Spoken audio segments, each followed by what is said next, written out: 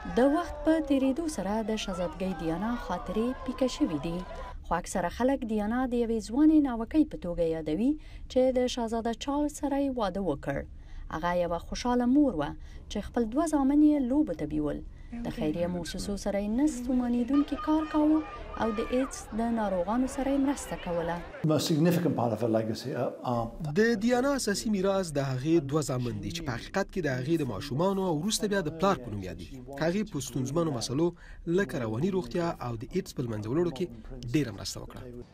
د شهزادګۍ دیانا په هکله د ښاغلي مورتن د 1992 کال کتاب د هغې په هکله ډېرې ژورې ناامیدۍ راښکاره کړې. د خوراک بې نظمۍ، ځان ته د تاوان رسولو هڅه او ژور خفګان چې د چارلز سره د واده کولو له امله چې بالاخره په 1996 کال کې د طلاق لامل شو ورپېښ شوي وو. زه فکر کوم چې دیانا یو ځانګړی او متفاوت شخصیت درلود. اکثره هنرمندان او مشهورې څېرې چې پر موږ ګرانې دي فکر کوو چې زموږ له لاسرسي نه به لرې وي، خو دیانا خلکو ته ځان رسو او هغه د یوې الهې په څېر وه. د هغې لپاره د برټانیې د ماڼۍ دیوالونه تنګ وو. د خلکو د زړونو شهزادګۍ د بې حسابه شتمنۍ، شهرت او د خلکو د بې ساري توقعاتو نه په یوې نوې لارې کې ګټه واخیسته.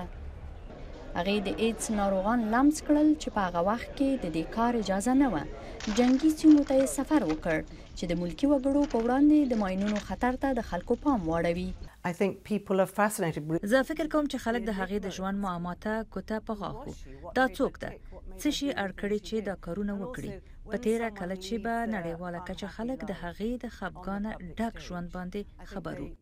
ځینې خلک دا انګیري چې هغې شاهي ماڼۍ ته غیر رسمیت راوست. د دې بیلګه دا ده چې هغې په 1993 کال کې خپل زامن ویلیام او هری د لوبو یو پارک ته بوتلل. د شهزادګۍ دیانا د مرګ پر مهال د هغې خوښې ملکه الیزابت سکاټلند ته په رخصتیو تللې وه او 2 ورځې هلته پاتې شوه.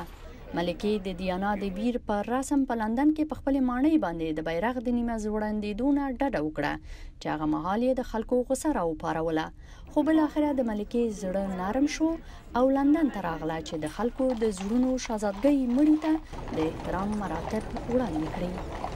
برېښنا عمر خیل، د امریکا غږ آشنا تلویزیون، واشنګټن.